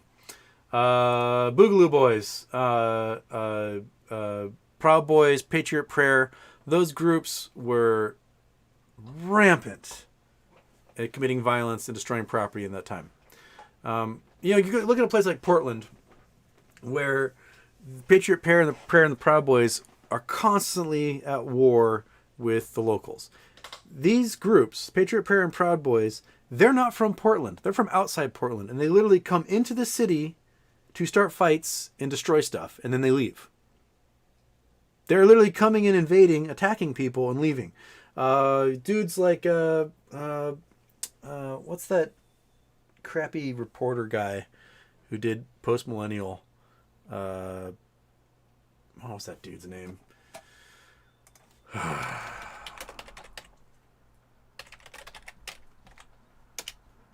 What's that guy's name? I can't remember the name. Andy No. So Andy No, he got busted on camera walking with a bunch of Proud Boys as they were planning to go to a restaurant and attack people. That's a cidery called Cider Riot. They had a riot at a place called Cider Riot. And a bunch of those dudes got arrested and charged and convicted for those crimes. Dudes like Tiny, the Samoan white supremacist guy, who just right there is an oxymoron that should not exist. They keep getting busted attacking people at protests, despite the fact they've got criminal charges, pending prosecutions, on parole, and so on. And then Tiny ended up shooting himself in the foot the other day.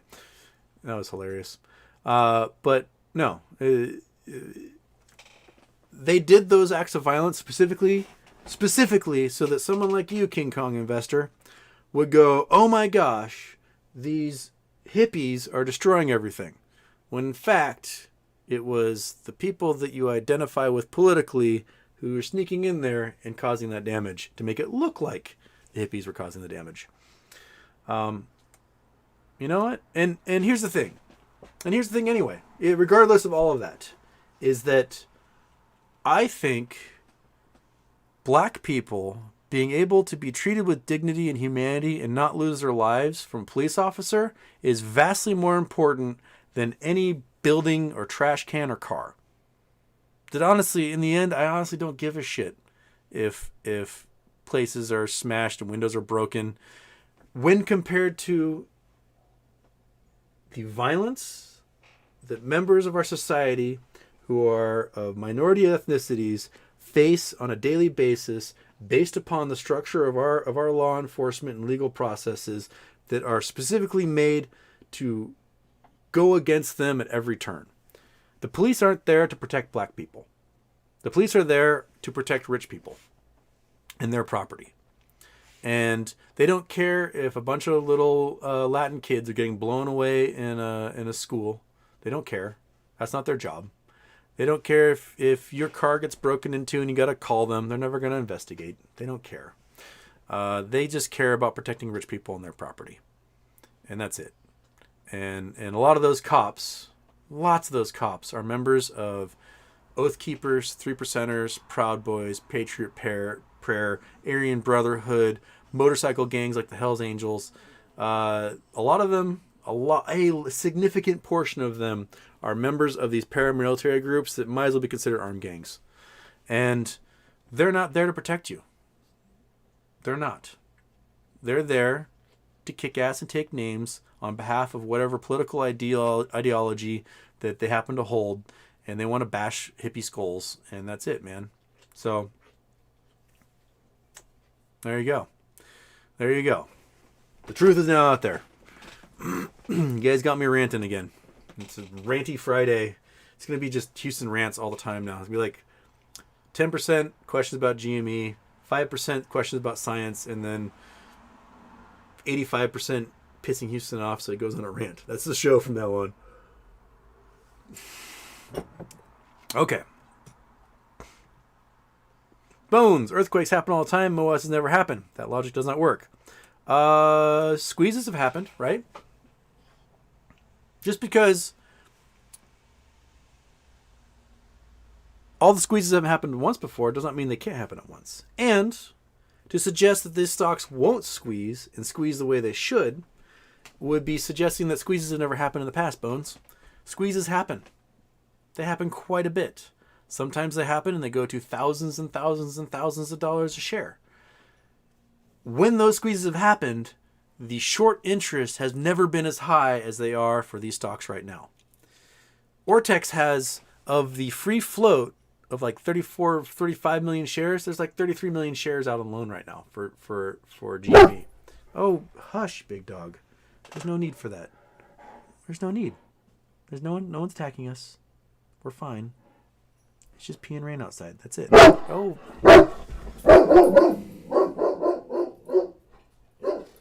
I wish that like there was a universal translator like they have from Star Trek that would just come out and it'd just be like duh, duh, duh, duh, duh, and that's just what would come. Snoopy, 1 sec, I'm gonna go yell at him. Hey, Snoopy, shut the fuck up. Hey, I know it's the Amazon guy. He's dropping off my new pair of shoes. It's fine. Snoopy, Snoopy, hey. He's gone. He left. Chill. Jeez, Renee's.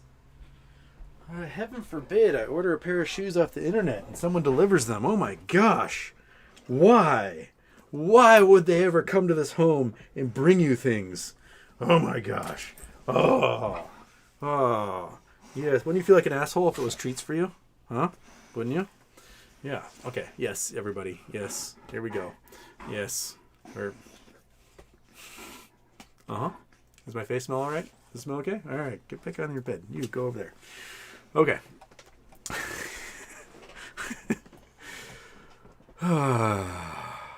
Where am I?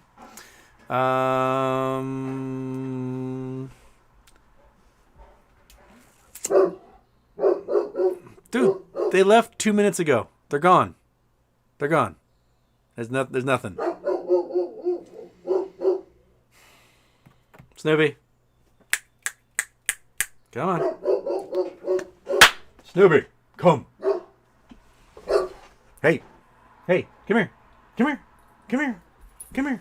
Guess what? No, you just can't leave. Okay. Yeah, now you're stuck in here and you can't go to the other room and yell out the window, huh? Oh my goodness. Oh, it's awful. It's awful. Okay. Where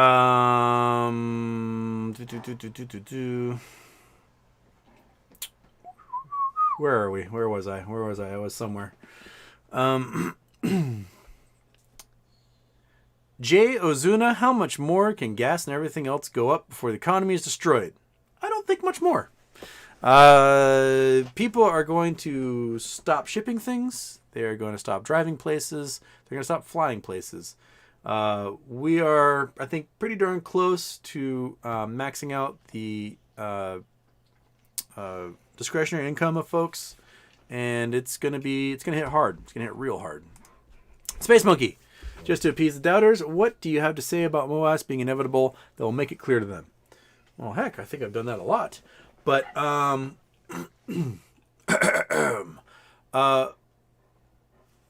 what they did was they sold shares that didn't exist. Now, there are loopholes that allow them to get away with this for quite a while. They can just ignore it. They get if they're a market maker, they get the T35, they just ignore it, and no one does anything about it. If you're a hedge fund and you get to the T35 on those naked shares, you then either have to go out and buy those shares, which they're not going to do, or they go and borrow them, and they cover that with the borrow fee and they pay whatever the borrow fees are. Or the third option is they do a debt swap. They find someone else who's at T35 for another stock, and they just trade. And when they do that trade, the ownership gets reassigned, and the T35 starts all over again, which is the dumbest loophole ever. The T35 loophole is stupid. They should not be allowed to trade this debt and reset. If they trade the debt, it should just be that guy now has to get liquidated and pay all that stuff off. And it sounds like Gary Gensler is looking into eliminating those debt swaps in particular. So that keeps going and going. And what they do is they keep flooding the market with more of these naked shares. And that dilutes the amount and the actual float and drives the price down. Because when there's more shares available than what people want, then the price drops. That's supply and demand 101. So they artificially are increasing demand and not supply. Artificially increasing supply but not demand. And so that worked for 30 years. And then along came a whole bunch of retail investors climbing on the back of Keith Gill, who said, you know what? I think this company's a good investment. I'm going to buy. It's a screaming deal right now. This is a company that makes $6 billion a year in sales, and you can buy the entire company for $200 million. Why wouldn't I want to invest in that company? That is a lot of potential wealth to be generated right there. And they can move into these new markets, and there's a great future. So they went in, they bought that stuff, and they kick ass, took names. And all of a sudden,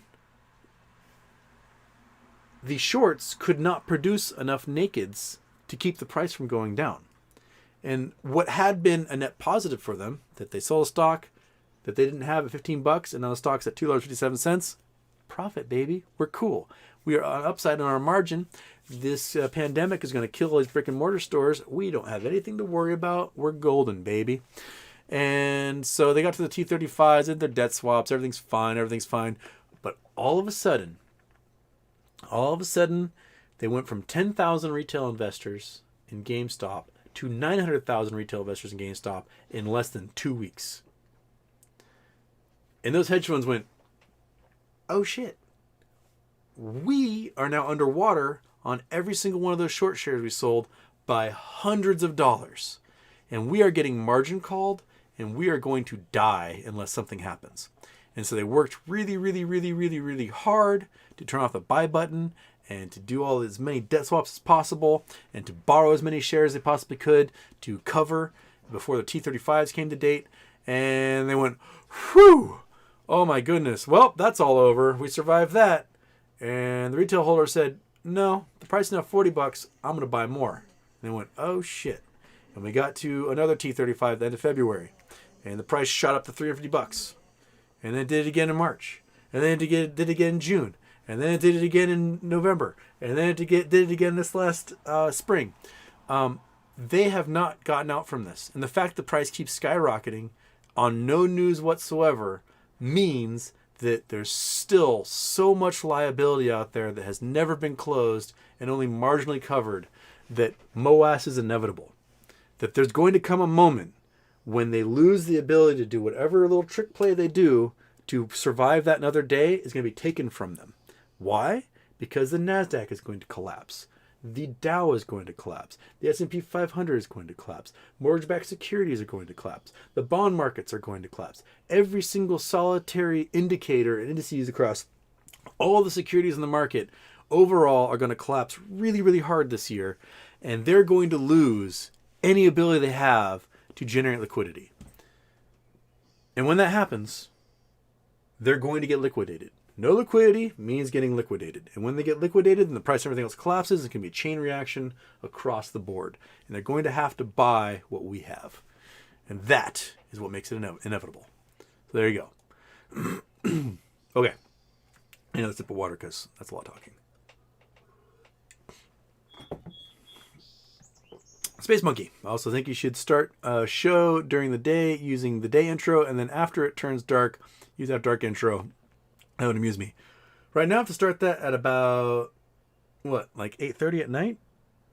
Oh, you might get lucky, and maybe on Monday you'll get a late night one. But I can't get the intro to work on my laptop. That's the problem. Shit. Yeah, I can't get the intros. For some reason, OBS won't make the intros work on my laptop. I think it makes sound, but then never shows the images. Oh well, so there might not be intros this week. Sorry about that. Until I get back Friday. BW brand, my fuel is over $6 now in North Carolina. Yeah, I think people are going to see $5, $6, $7, $8 gas before this all comes collapsing down again. Once the economy goes in the shitter, gas drops with it. Remember 2008, gas prices were $4 a gallon, August 2008, right? By March 2009, gas prices were like $1.25. So when the economy absolutely falls off a cliff, the gas prices are going to go with it because demand plummets across the board in all segments all over the world. People are shipping less, people are taking trains less, people are driving cars less, people are flying less, and so the demand just vanishes for combustible fuels. And that will be what drives the price back down again. And it won't hurt if the U.S. government perhaps, I don't know, breaks up the oil companies. You know, we used to have Texaco and Phillips and Mobil and Exxon and Gulf and Aloha and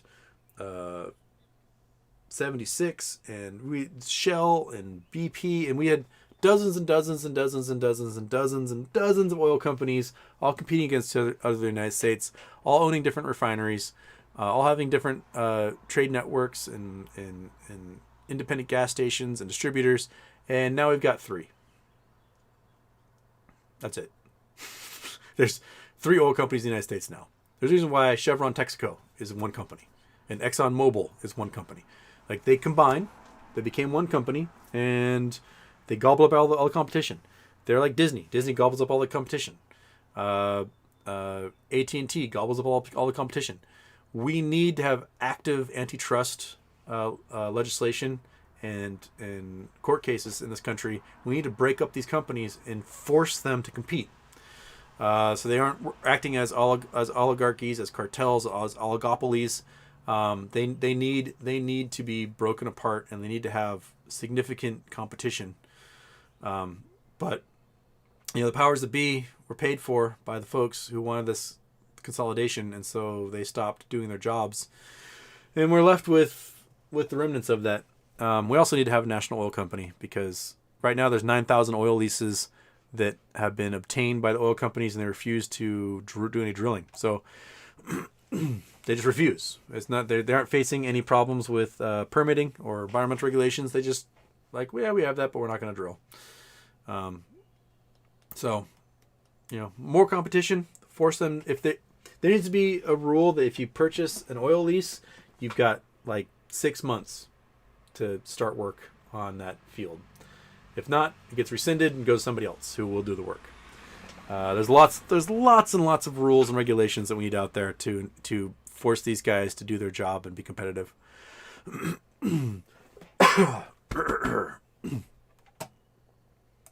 Okay. So I'm only an hour behind in the chat. That's all. Not too bad.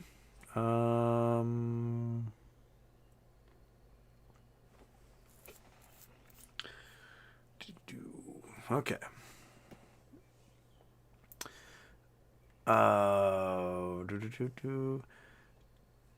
Teacher's pension. How much would the price of a plane ticket decrease if they were to run on helium power?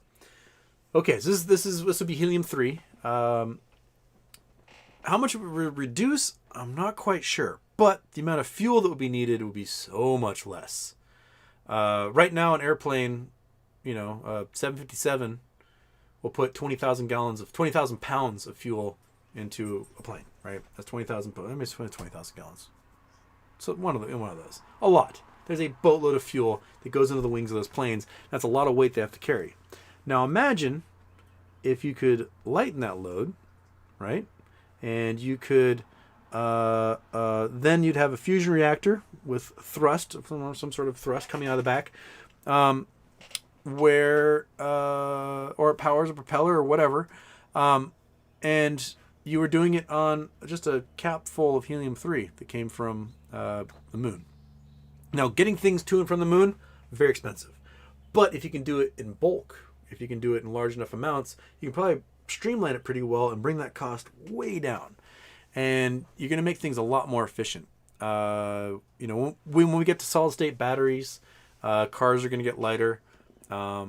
If we can have these helium fire plants, these fusion plants happen around the world, we won't need to be consuming coal or oil or diesel or natural gas. We'll just have fusion reactors.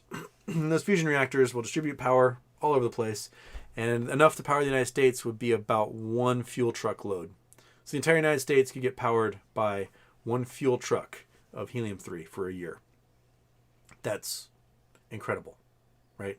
Like, how much money do we spend sucking enough hydrocarbons out of the ground in the forms of oil, coal, or natural gas to power the United States right now? We spend hundreds of billions of dollars, hundreds of billions to get a huge distribution network, pipelines everywhere, oil tanks in the ground, fuel stations, refineries, just so much money and so much time on that stuff, when all we would need is literally one fuel tank come from the moon, deposit all that fuel into a tank on Earth, distribute it to a couple of power plants, and boom, we have a year's worth of fuel. That would be remarkable. It would also put tons of people out of work. Because there's, worldwide, people that work in energy and oil and gas, there's hundreds of millions of people that depend upon that. And they would be out of work. So we have to find other ways. This is where the argument for universal basic income comes from. But yeah, a lot of people will get put out of work with that. But, we would have the ability with what's on the moon to give everyone on Earth American power consumption levels for the next 10,000 years minimum. So all 8 billion people on Earth would never have to worry about where their fuel comes from. They don't have to worry about brownouts or blackouts or anything else. They wouldn't have to be, burning dried turds if they're in the African steppe to cook their food. That they would have a sustainable energy source that's cheap, plentiful, efficient, and could reach every corner of the Earth. I think that's awesome. I am worried, though, that the powers that be that will control this resource will use it to subjugate people and do all those things. The potential for awesomeness is there, but the potential for absolute brutality and evil and control is also there. So, which way are we going to go? And I think a lot of that's going to depend upon who gets access to it, and how we amend space laws to keep them from being brutal dictators over us. My voice is starting to really fade here. Got 9 minutes left. Billcoin. Boycott Russian oil. Would oil prices keep rising? Duh. I mean, the oil prices aren't rising based upon actual supply and demand right now. They're rising because the oil companies have an oligopoly and they're just charging more. That's it. We can produce more. We're bringing Venezuela back into the global community, and they're going to be producing oil soon. There's talks with Iran about creating a new Iran nuclear deal and bringing them back into the fold, and they can start producing. So we have enough out there that we can make up for what we lack in Russian oil. And, you know, all indications are that the Russian military is going to run out of conscripts here this month. And if there's a large-scale collapse of the Russian military in Ukraine, what's that mean politically for Putin? And if you look at Putin, Putin's not doing well at all. He is not healthy. So how much longer does he have? Even naturally or until somebody puts an end to him? I don't think long. But I do think that whoever takes over for him is probably going to be a piece of shit also. But because there'll be a new piece of shit, we'll give them benefit of the doubt. Russia will enter the global community again, and they'll prove themselves to be awful. And that'll start all over again. But that being said, Russia will be allowed back to distributing oil and gas like they were before. I do think Russia will have a problem with natural gas if Ukraine gets control of eastern Ukraine again. The Donbass region has gigantic shale reserves of oil and gas, and they can cut off Russia from being the exporter to Europe by exporting their own gas to Europe. So Russia would lose a huge market there. And that's what they're fighting over, ultimately, is to keep Ukraine from having energy independence and being an exporter of gas.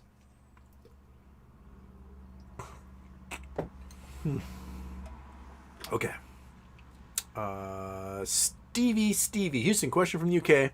Will there be a delay between the real GME shareholders getting dividend stock and synthetic owners? Is this how we will know who has real shares? Honestly, I don't know. I don't know how much of a delay there will be. My guess is there probably will be some sort of delay.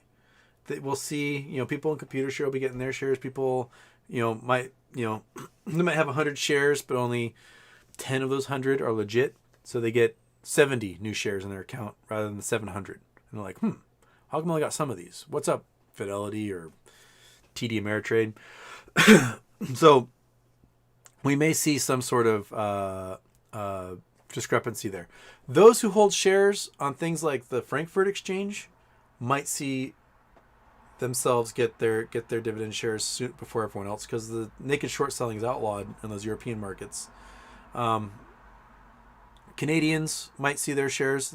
My guess is most of the people in the U.S. will be the ones that don't see their dividend shares as fast as everybody else, because we're the ones that have the crappiest anti-naked short selling rules. Okay. Grandpa Barney bought 150 more AMC today. It's piling up there, Grandpa Barney. You're rocking and rolling.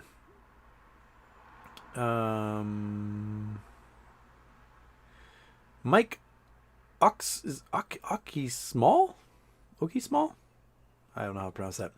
Why are high value dividend stocks being dumped when inflation is high? Where else can you put your cash to work in 2% bonds? I don't understand the logic behind. Thank you. I think it's because a lot of them have to sell that stuff. They generate cash to pay their bills. So that's why they're selling. And when inflation's high, that means that the intrinsic value of those stocks are high only because the value of the dollar is weaker. So it takes more dollars to buy those stocks. You may as well sell it now before everything plummets. So you may as well lose 8% on the value of your dollars that are being held in cash, than lose 40% on the value of your stocks that are losing value. So I think they're playing a game there they either have to meet liquidity requirements to generate cash, or they are just generating cash now because it's going to be worth more than what the stocks are worth 3 months from now.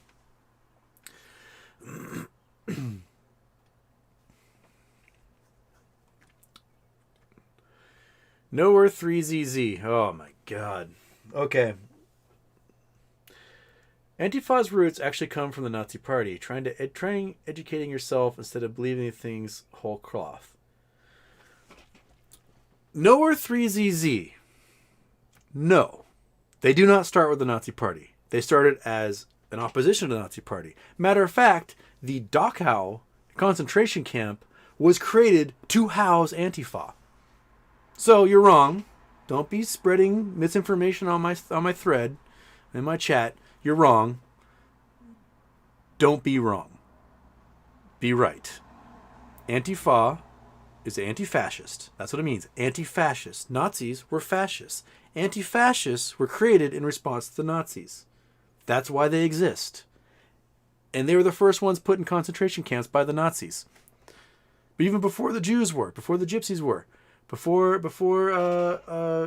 homosexuals were, Antifa was put into concentration camps, and the concentration camps were first built to house Antifa.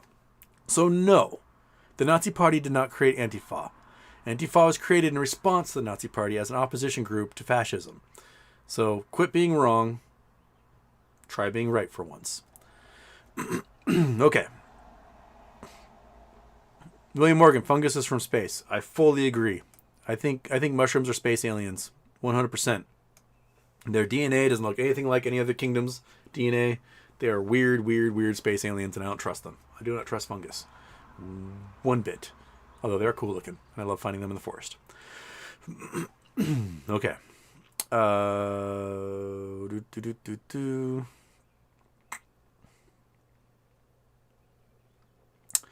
Let's see here. All right, well, let's call minutes. I should just go to the end here because I'm sorry if I skipped an hour's worth of chats, but my voice is failing and I don't have much more left that I can get out because I'm still recuperating. I'm still recovering from getting hit last week with the old COVID. Okay. Dr. Spurgeon, the Sturgeon Surgeon. I love that name. Finally made it to the daytime show. Woohoo! All right. Well, welcome. Welcome. Okay. All right. One more question here.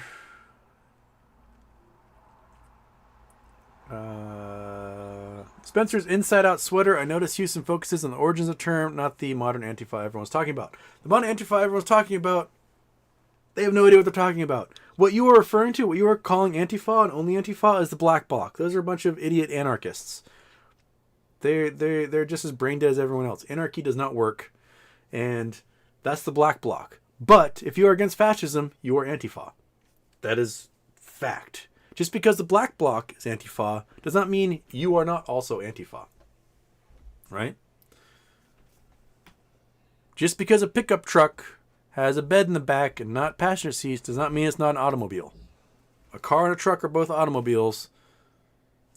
They fit in that same category. The Black Bloc are anarchists who also happen to be Antifa. But your run-of-the-mill member of the public who hates Nazis is also Antifa. They are connected in that definition.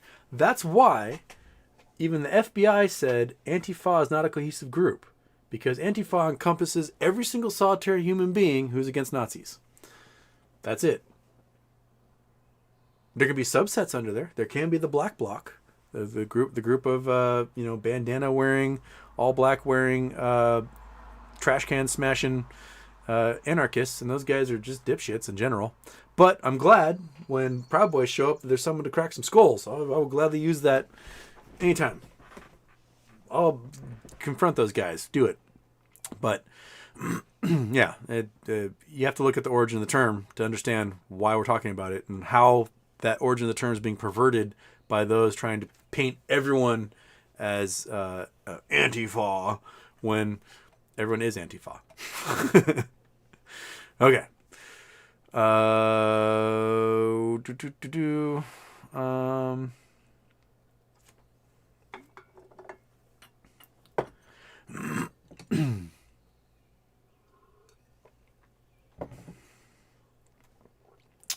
da, da, da, da, da.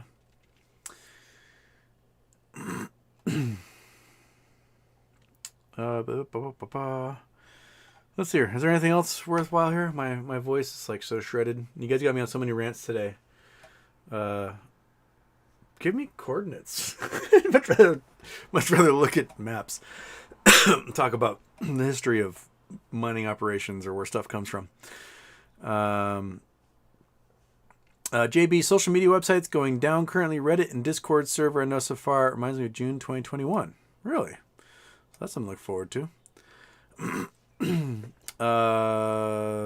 Yeah. So all right. My voice can't go much further. I'm out of it. Plus I gotta start packing for this trip and get these dogs ready.